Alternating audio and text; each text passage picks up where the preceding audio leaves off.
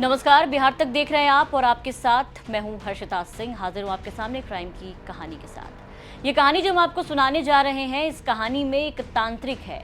3 मासूम बच्चे जिसको जबरन एक तांत्रिक उठाता है, मंदिर में ले जाता है और फिर वो करने की कोशिश करता है जो आपकी कल्पना से भी काफी परे है। कहानी की शुरुआत रविवार को होती है। रविवार की शाम थी। मुरलीगंज थाना क्षेत्र का गौशाला वार्ड नंबर 2। सूरज ढल रहा था। आसमान में हल्की लालिमा थी, यानी कि शाम का वक्त था और गली में बच्चों की हंसी गूंज रही थी। 3 बच्चे खेल रहे थे।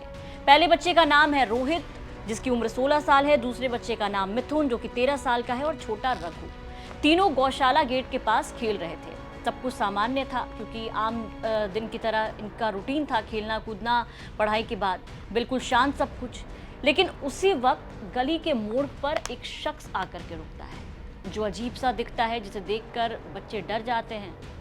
पहनावे की बात करें तो उस आदमी ने कुर्ता पहना था, कंधे पर एक झोला था, आंखों में अजीब सी चमक। बच्चे उसको हैरानी से देखते हैं।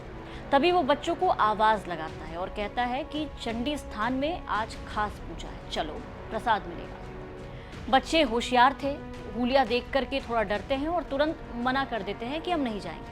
तीनों बच्चों में से एक बच्चा, जिसका नाम हमने आपको बताया रोहित, जिसको तांत्रिक देखते ही काफी अजीब लगा था, उस आदमी की मुस्कान देख करके जो वो घबराया था, उसकी नजरें रोहित को कुछ अलग सी लगी। रोहित ने तुरंत मना किया कि मैं नहीं जाऊंगा। जैसे ही रोहित ने जबरदस्ती किया, बस उसी के अगले ही पल माहौल बदल गया। गली में खड़ा एक ई रिक्शा अचानक वहां पर आता है, आगे बढ़ता है। बच्चे जब तक भागने की कोशिश करते, कुछ समझ पाते, कुछ ही सेकंड का वक्त हुआ था। आपको बता देते हैं कि तीनों बच्चे उसमें जबरदस्ती बिठाए जा चुके थे और सब के सब गायब। तांत्रिक भी, वो तीनों बच्चे भी, और जो ई रिक्शा चला रहा था वो भी। बच्चे के वहां से जाते ही गली पूरी तरीके से शांत हो गई, जैसे कुछ हुआ ना हो। कोई नामो निशान नहीं था कि आखिर बच्चे कहाँ गए या यहाँ पर कोई खेल रहा हो। अब इधर बच्चे की जो बेचैनी है वो शुरू हो गई। सभी घबराए थे। तभी अचानक रोहित की हिम्मत देखिए कि वो हिम्मत करके फ़ोन निकालता है, अपनी बहन को फ़ोन करता है।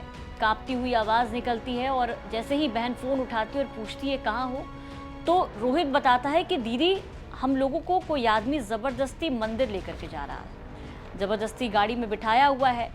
जो कुछ भी हुआ रोहित ने फ़ोन पर उतनी देर में बताया और तभी रोहित का फ़ोन छीन करके फ़ोन काट दिया जाता है।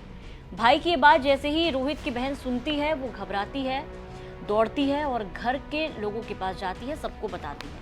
ये बात सुनकर रोहित की आवाज़ हर सेकंड उसके कानों में गूंजती है, जिस तरीके से उसने अपनी बहन से मदद की गुहार लगाई थी। और अब पूरे परिवार के लिए हर सेकंड, हर पल काफ़ी भारी था। परिवार वालों के पैरों तले ज़मीन खिसक चुकी थी, क्योंकि किसी को कुछ नहीं पता था कि तीनों बच्चे किसके पास हैं, कौन लेकर के गया। बस रोहित ने जो बताया वही। घर वालों ने तुरंत एक्शन लिया और जो लोकेशन रोहित ने बताया वहाँ पर खोजने के लिए निकल पड़े। तलाश शुरू हुई। गांव में भी खबर आग की तरह फैली।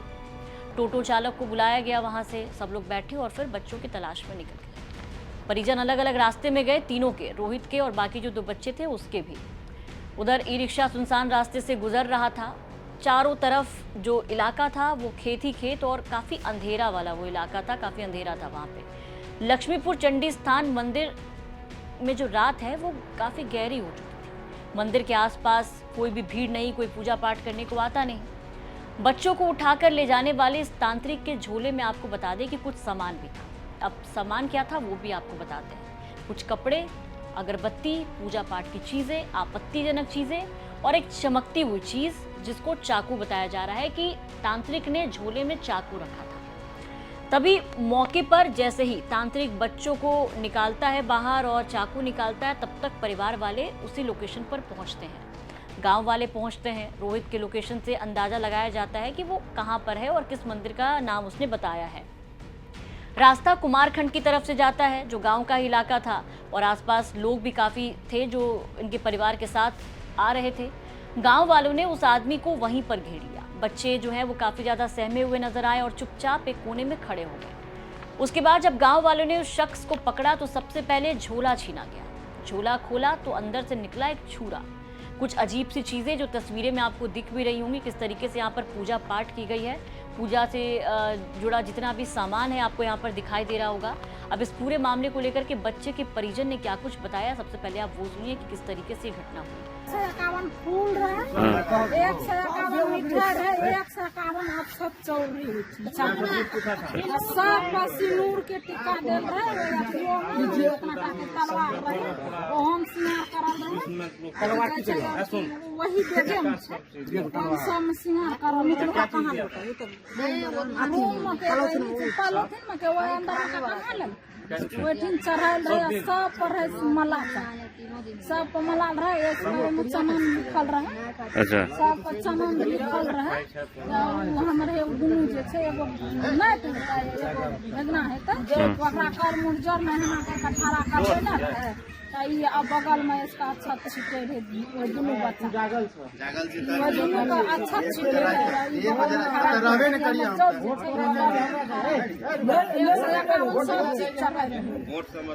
की नाम भेल अपने के की नाम भेल तो अहाँ गेलिए रहो तो देखलिए रही सब तो बच्चे मिलने के बाद भीड़ गुस्से में थी और उससे नाम पूछा गया कि तुम्हारा नाम क्या है। तांत्रिक ने अपना नाम कन्हैया बताया और बताया कि वो बेगूसराय का रहने वाला है। वो बार बार सबके सामने वो कह रहा था कि मैं निर्दोष हूँ, मैं तो बस पूजा कराने लाया था।